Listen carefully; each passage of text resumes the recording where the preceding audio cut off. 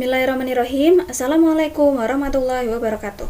Sebelum kita mulai pada topik pembahasan kita kali ini, perkenalkan saya terlebih dahulu untuk perkenalkan diri saya dan juga partner saya, yaitu saya sendiri Luna Azabudi sama dia dengan NIM 2020 10 11 03 11 366 dengan partner saya kali ini yaitu Anana Nafika Nurjaya dengan NIM 2020 10 11 03 11 381. Di dalam kehidupan kita sehari-hari, pastilah yang namanya manusia itu pernah melakukan sesuatu yang dia disebut dengan tindakan. Dimana tindakan ini pun yang kita ketahui juga ada tindakan yang boleh dilakukan dan tindakan yang tidak boleh dilakukan. Nah, sekarang kita beralih ke aturan. Dimana aturan itu ada yang merupakan tindakan atau larangan. Nah, jelasnya dimana itu aturan ini itu kesepakatannya dibuat bersama-sama, yang mana harus ditaati secara bersama-sama. Maka dari itu, di dalam suatu negara ada yang namanya suatu aturan, yang dimana aturan ini berguna untuk jalannya negara tersebut. Seperti pembahasan kita kali ini masih terkait dengan tindakan yang lebih mengarah pada tindakan kejahatan yang biasa disebut juga dengan tindak pidana. Hal ini pun termuat dalam Kitab Undang-Undang Hukum Pidana atau biasa disebut dengan atau disingkat dengan KUHP, Kitab Undang-Undang Hukum Pidana yang tadi. Nah, yang mengatur aturan yang terkait tindak pidana. Nah, terkait tindak pidana ini sendiri itu apa yang termuat di dalamnya itu pun bermacam-macam. Dan sesuai dengan pembahasan kita kali ini masih terkait dengan beberapa macam tindak pidana. Baik, langsung saja kita masuk saja pada pembahasan kita yang pertama.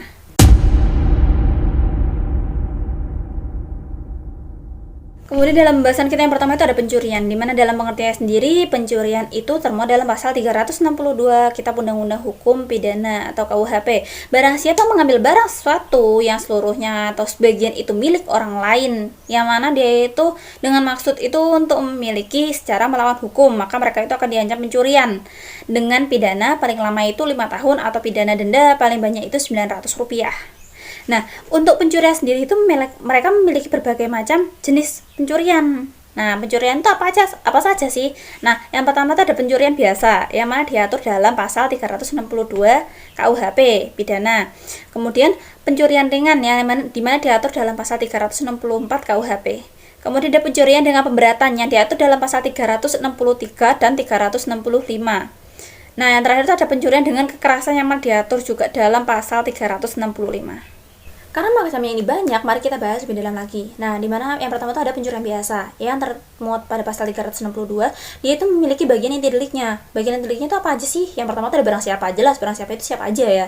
Nah, kemudian yang kedua itu ada mengambil. Nah, mengambil ini tuh dia itu tuh mengambil, pokoknya jelas ini mengambil ya berarti ya. Habis itu kemudian ada sesuatu barang. Nah, suatu barang ini tuh dalam hal ini itu dimaksudkan kepada yang dimana barang itu tuh bukan hanya memiliki nilai ekonomis, misalkan, tapi dia memiliki nilai non ekonomis juga. Misal nih, ada karcis kereta api yang telah digunakan. Nah, kemudian dimana ada juga ini barang itu seluruhnya itu atau sebagian itu milik orang lain. Nah, maksud yang sebagian itu milik orang lain bisa jadi barang tersebut itu kepunyaan bersama. Kemudian yang terakhirnya ada dengan maksud untuk dimiliki secara melawan hukum. Nah, maksud dengan dimiliki secara melawan hukum itu dia ditujukan kepada dia itu ingin memiliki barang itu atau menguasai sendiri barang tersebut. Kemudian selanjutnya ada pencurian dengan pemberatan, yang dimana dia itu diatur dalam pasal 363. Nah, di dalamnya itu pencurian sini itu maksudnya bila yang pertama itu ada pencurian ternak. Nah, jangan sangat jelas ya, yang dimana dicuri itu pastilah hewan. Nah, terus habis itu kemudian tuh kedua itu ada pencurian dalam suatu keadaan seperti halnya kebakaran atau gempa bumi atau banjir, gunung meletus dan lain sebagainya. Terus habis itu huru-hara, pemberontakan, kalau lebih seperti itu, yang dimana yang pastinya itu suatu keadaan ataupun suatu bencana yang dapat dipastikan bahwasanya orang-orang tuh pastilah dalam kondisi mereka itu panik dan cemas, sehingga mereka tuh akhirnya nggak memperhatikan dengan barang kepunyaan mereka sendiri, mereka lebih mementingkan diri mereka sendiri. Yang ketiga itu pencurian di waktu malam, di mana pencurian itu dilakukan dalam sebuah rumah ataupun dia itu bisa jadi pekarangan yang mana tertutup, yang dimana dalam rumahnya itu dia intinya memiliki ada si pemilik rumahnya ataupun ada orang di dalamnya, dimana mereka itu tidak mengetahui bakal ada tindakan seperti itu. Nah, kemudian ada pula yang keempat. Yang keempat ini tuh ada pencurian yang dilakukan oleh dua orang atau lebih atau bersekutu. Jelas ya berarti. Nah, terus yang kelima tuh ada pencurian yang mana dia itu untuk masuk ke tempat tersebut itu atau targetnya untuk melakukan suatu kejahatan itu untuk sampai pada barang yang akan diambil itu dia di situ tuh kayak seperti merusak, kemudian manjat, atau dia tuh bisa jadi pakai anak kunci palsu. Pencurian dengan kekerasan yang mana diatur dalam pasal 365, di mana dalam inti deliknya itu dia itu seperti pencurian biasa pada pasal 362, akan tapi di situ juga ada delik kekerasan. Walaupun demikian tuh bukan berarti mereka itu pasal ini itu adalah gabungan antara keduanya. Nah, akan tapi maksudnya itu di mana dia itu suatu keadaan yang mengubah dari kualifikasi pencurian biasa menjadi pencurian dengan kekerasan. Nah, biasanya orang itu menyebutnya itu dengan perampokan.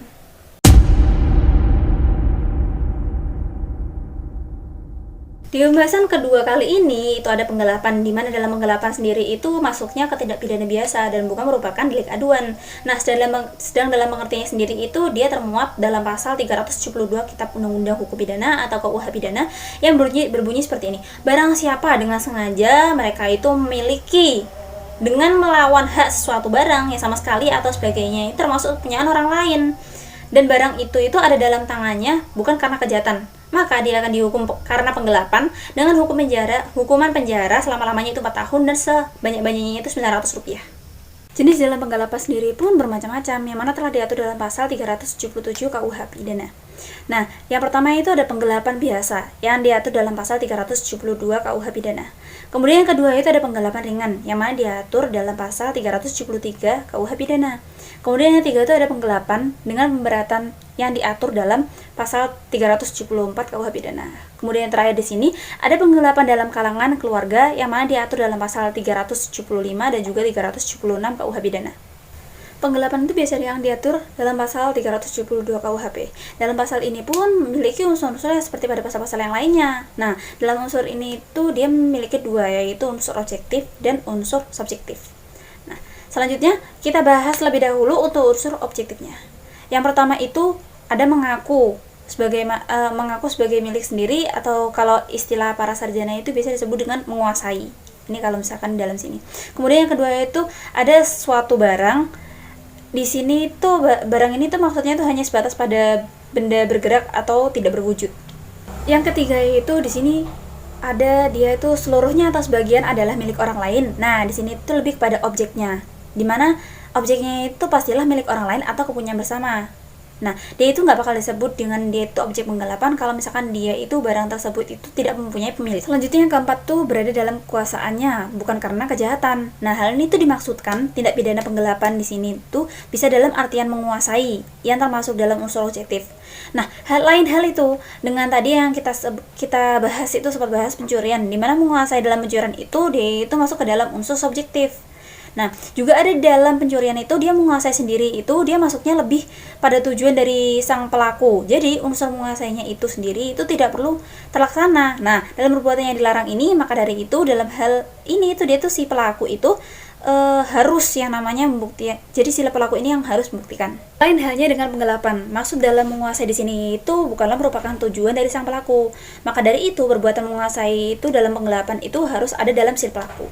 Jadi tidak pidana penggelapan itu sendiri itu perbuatan menguasainya itu bukan karena kejahatan dan bukan merupakan ciri pokok. Hal inilah yang menjadi unsur pembeda dengan pidana secara melawan hukum. Dalam hal ini tuh sebagaimana yang kita ketahui, suatu barang yang ada dalam kekuasaan orang itu tidak semua tindak pidana, dan terjadinya penguasaan barang itu pun bermacam-macam. Ada yang dikarenakan perjanjian sewa menyewa, kemudian jual beli dan lain sebagainya, masih banyak lagi. Sedang maksudnya penggelapan di sini itu dia itu bila suatu barang yang berada dalam kekuasaan orang lain itu dia bukan karena kejahatan, melainkan karena perbuatan yang sah. Kurang lebih seperti yang contoh saya berikan tadi. Nah, kemudian selanjutnya di sini orang yang diberikan kepercayaan itu akan menyimpan dan ataupun dia itu juga bisa menguasai barang itu sendiri, lebih tepatnya untuk kepentingannya dia sendiri. Selanjutnya, karena tadi kita sudah membahas objektif, sekarang kita membahas unsur subjektifnya. Di mana unsur subjektifnya sendiri itu dia dengan sengaja. Maksudnya di sini itu di mana dia itu untuk menguntungkan diri sendiri atau orang lain. Selanjutnya itu penggelapan dengan pemberatan, di mana penggelapan dalam pemberatan itu termuat dalam pasal 374 yang berbunyi penggelapan yang dilakukan oleh orang yang penguasaannya itu terhadap barang itu disebabkan karena adanya hubungan kerja atau karena pencarian atau karena mendapat upah, untuk itu diancam dengan pidana penjara paling lama itu 5 tahun. Nah, biasanya ini itu dia itu pakai ini kalau misal dia itu melakukannya dalam jabatan atau pekerjaannya.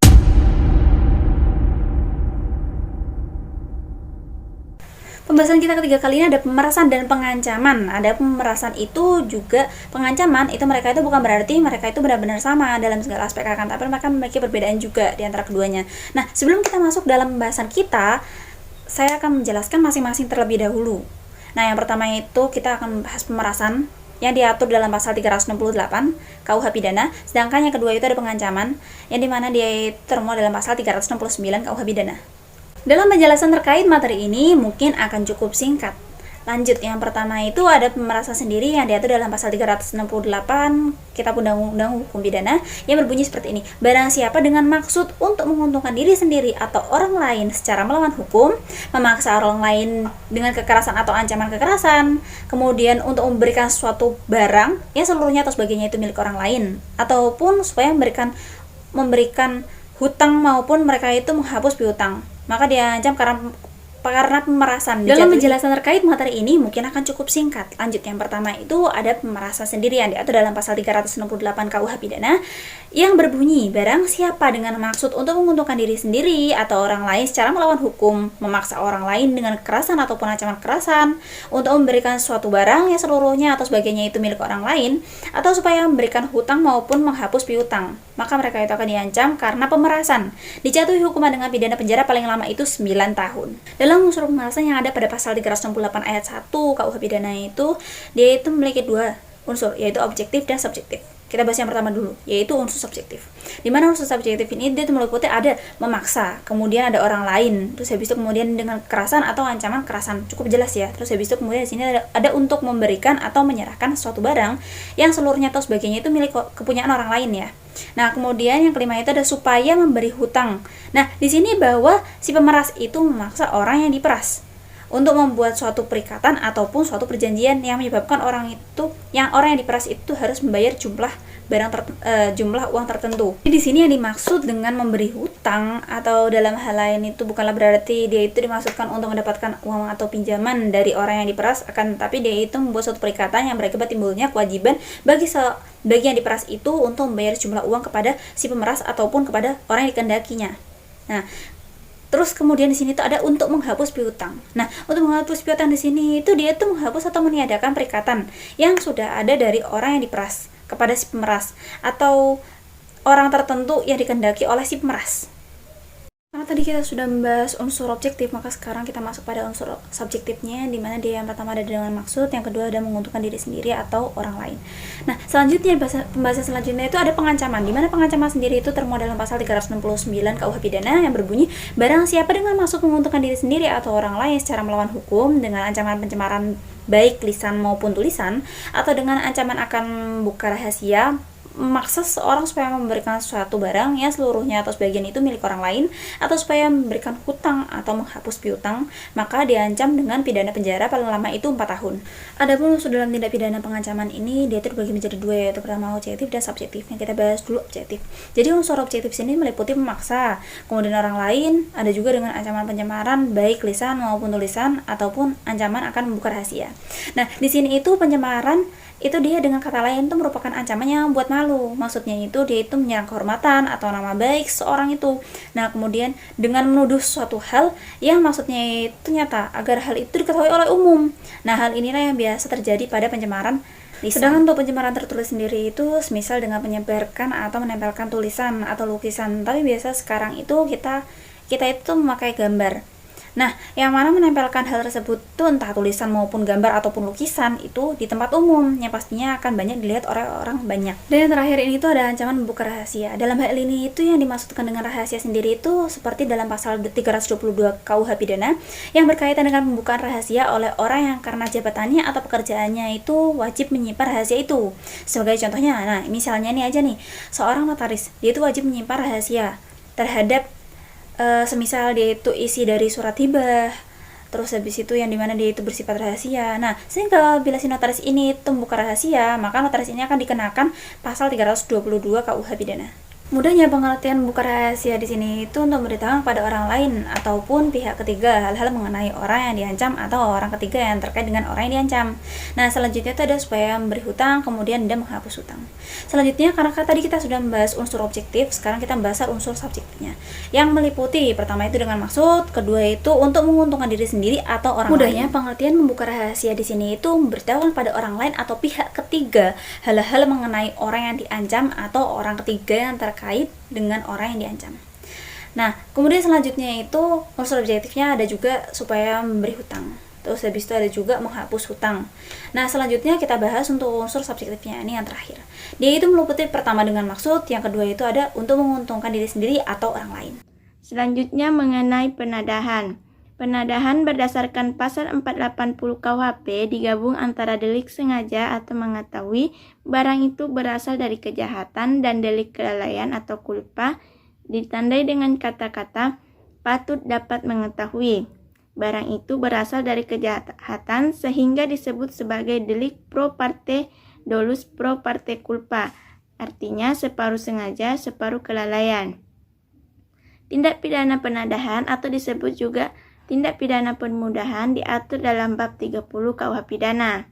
Jenis tindak pidana penadahan ada 3, yaitu penadahan dalam bentuk pokok yang diatur dalam pasal 480 KUH pidana, 2 penadahan sebagai kebiasaan diatur dalam pasal 481 KUHP, 3 penadahan ringan diatur dalam pasal 482 KUHP. Unsur-unsur penadahan pokok pasal 480 KUHP. Unsur subjektif ke-1 yaitu yang diketahuinya atau patut dapat disangkanya bahwa barang itu diperoleh dari kejahatan. Sedangkan unsur objektif ke-1E-nya yaitu membeli, menyewa, menukar, menerima gadai, menerima sebagai hadiah, menjual, menyewakan, menukarkan, menggadaikan, membawa, menyimpan atau menyembunyikan sesuatu barang. Perbuatan tersebut dibagi atas 2 bagian, yaitu 1. Membeli, menyewa, menukar, menerima gadai, menerima sebagai hadiah ini tidak perlu dengan maksud hendak mendapat untung. Barang yang diketahuinya atau patut dapat disangkanya diperoleh karena kejahatan. Kedua, menjual, menyewakan, menukarkan, menggadaikan, membawa, menyimpan atau menyembunyikan sesuatu barang dengan maksud hendak mendapat untung. Barang yang diketahuinya atau patut disangkanya diperoleh karena kejahatan. Unsur subjektif kedua E yaitu yang diketahuinya atau patut dapat disangkanya bahwa barang itu diperoleh dari hasil suatu kejahatan. Unsur objektif kedua E-nya itu menarik keuntungan dari hasil sesuatu barang yang diperoleh dari suatu kejahatan. Pasal 481 KUHP penadahan sebagai kebiasaan. Unsur-unsur penadahannya itu unsur objektif. Perbuatannya membeli, menukar, menerima gadai, menyimpan, menyembunyikan. Objeknya suatu benda yang diperoleh dari kejahatan menjadikan sebagai kebiasaan. Unsur subjektifnya itu sengaja. Dalam pasal 482 KUHP mengenai penadahan ringan. Penadahan ringan adalah perbuatan yang dirumuskan dalam pasal 480 diancam karena penadahan ringan dengan pidana penjara paling lama 3 bulan atau pidana denda paling banyak Rp900. Unsur-unsurnya 1. Semua unsur objektif dan subjektif pasal 48 KUHP pidana. Unsur khususnya yaitu diperoleh dari pencurian ringan yang diatur dalam pasal 364 KUHP, 2 diperoleh dari penggelapan ringan diatur dalam pasal 373 KUHP, dan 3 diperoleh dari penipuan ringan diatur dalam pasal 379 KUHP. Berdasarkan ketentuan pasal 482 KUHP pidana, disimpulkan bahwa penadahan yang diatur dalam pasal 480 KUHP pidana itu akan menjadi penadahan ringan apabila perbuatan yang diatur pasal 480 KUHP pidana itu dilakukan terhadap barang-barang hasil dari tindak pidana pencurian ringan, berasal dari tindak pidana penggelapan ringan atau penipuan ringan. Contoh kasusnya yang terjadi di Jakarta pada tanggal 8 bulan 10 tahun 2020, yaitu 3 penada ponsel polisi yang dicuri pedemo. Polisi menangkap Y, FA, dan AIA, 3 penada ponsel anggota Polda Metro Jaya AJS yang dicuri usai dikeroyok oleh pedemo. 3 penada itu mendapatkan dan membeli barang curian dari 3 pedemo yang masing-masingnya berinisial MR, SD, dan MF. MR, SD, dan MF melakukan pengeroyokan dan mengambil handphone korban kemudian dijual kepada 3 orang, yakni Y, FA, dan AIA. Masing-masing dari 3 penada yang ditangkap itu memiliki peran yang berbeda-beda. Y mendapatkan ponsel dari MR, lalu menyerahkannya kepada FA dengan maksud membuka akses keamanan yang sebelumnya dibuat oleh korban. Setelah akses keamanan berhasil dibuka, Y dan FA menjual ponsel tersebut kepada AIA melalui aplikasi jual beli online seharga Rp2.250.000. Akibat perbuatannya, ketiga penada tersebut dikenakan pasal 480 KUH pidana tentang penadahan dengan ancaman hukuman 4 tahun penjara. Selanjutnya mengenai pemalsuan. Pemalsuan adalah proses pembuatan beradaptasi, meniru benda atau statistik atau dokumen-dokumen dengan maksud untuk menipu. Ada 5 macam tindak pidana pemalsuan, yaitu 1. Sumpah palsu yang diatur dalam pasal 242 KUH pidana. 2. Pemalsuan mata uang, uang kertas negara dan uang kertas bank yang diatur dalam pasal 244 sampai 252 KUHP. Ketiga, pemalsuan materai dan cap atau merek yang diatur dalam pasal 253 sampai 262 KUHP. 4. Pemalsuan surat yang diatur dalam pasal 263 sampai 276 KUHP. 5. Laporan palsu dan pengaduan palsu yang diatur dalam pasal 220 KUHP. Pada pemalsuan surat ini dibagi menjadi 7 macam, yaitu 1. Pemalsuan surat pada umumnya, diatur dalam pasal 263 KUHP. 2. Pemalsuan surat yang diperberat, diatur dalam pasal 264 KUHP. 3. Menyuruh memasukkan keterangan palsu ke dalam akta autentik yang diatur dalam pasal 266 KUHP. 4. Pemalsuan surat keterangan dokter, diatur dalam pasal 267 dan 268 KUHP. 5. Pemalsuan surat-surat tertentu diatur dalam pasal 269 sampai 271 KUHP. 6. Pemalsuan surat keterangan pejabat tentang hak milik yang diatur dalam pasal 274 KUHP. 7. Menyimpan bahan atau benda untuk pemalsuan surat yang diatur dalam pasal 275 KUHP. Unsur-unsur tindak pidana pemalsuan surat pada umumnya yaitu yang diatur dalam pasal 263 berdasarkan teori hukum pidana, yaitu unsur objektif. Perbuatannya membuat surat palsu dan memalsu. Objeknya surat yang dapat menimbulkan hak, menimbulkan suatu perikatan, menimbulkan suatu pembebasan hutang, yang diperuntukkan sebagai bukti daripada suatu hal dapat menimbulkan akibat kerugian dari pemakai surat tertentu. Sedangkan unsur subjektifnya yaitu dengan maksud untuk memakai atau menyuruh orang lain memakai seolah-olah surat itu asli dan tidak dipalsukan. Contoh kasusnya yang terjadi di Kabupaten Baduk, Bali, Rabu 24 November 2021, yaitu seorang Abdul Munir sebagai kepala kantor urusan agama ditetapkan sebagai tersangka lantaran diduga memalsukan surat kematian, kartu tanda penduduk, dan kartu keluarga. Tersangka membuat surat pemalsuan dengan cara membuatkan surat pernyataan kematian dan surat keterangan kematian palsu. Digunakan oleh Suraji sebagai persyaratan pengurusan perkawinan.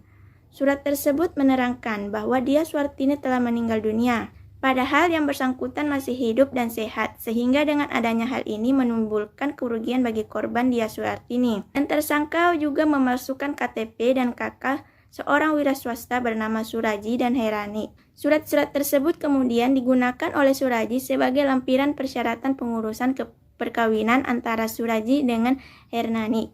Padahal tersangka Suraji masih berstatus suami sah Dia Suartini. Akhirnya Kejari Baduk juga turut menetapkan Suraji sebagai tersangka. Abdul Munir dan Suraji kini didakwa dengan pasal 263 atau pasal 264 Kitab Undang-Undang Hukum Pidana dengan ancaman pidana penjara maksimal selama 8 tahun. Selanjutnya mengenai penghancuran dan perusakan. Dalam hukum pidana, penghancuran dan perusakan adalah melakukan perbuatan terhadap barang orang lain secara merugikan tanpa mengambil barang itu. Tindak pidana penghancuran dan pengrusakan ini dibagi menjadi 2 jenis, yaitu 1. Penghancuran dan perusakan dengan sengaja yang diatur dalam pasal 406, 407, 408, dan 4110 KUHP. Yang kedua, penghancuran dan perusakan karena kealpaannya yang diatur dalam pasal 409 KUHP. Terdapat 5 macam penghancuran dan perusakan, yaitu 1. Penghancuran dan perusakan bentuk pokok yang diatur dalam pasal 406 KUHP. Kedua, penghancuran dan perusakan ringan yang diatur dalam pasal 407 KUHP. Ketiga, penghancuran dan pengrusakan bangunan jalan, kereta api, telegram, dan listrik diatur dalam pasal 408 KUHP. Keempat, penghancuran dan pengrusakan tidak dengan sengaja diatur dalam pasal 409 KUHP. Dan kelima, penghancuran dan pengrusakan terhadap bangunan dan alat pelayaran yang diatur dalam pasal 4110 KUHP. Unsur-unsur penghancuran dan pengrusakan dalam bentuk pokok pada pasal 406 ayat 1 KUHP yaitu unsur objektif yang meliputi menghancurkan, merusak, membuat tidak dapat dipakai atau menghilangkan suatu barang dan yang seluruh atau sebagian milik orang lain. Sedangkan unsur-unsur subjektifnya yang meliputi yang dengan sengaja dan melawan hukum. Pada pasal 406 ayat 2, unsur-unsur objektifnya yaitu membunuh, merusak, tidak dapat dipakai atau menghilangkan seekor hewan dan seluruh atau sebagian milik orang lain.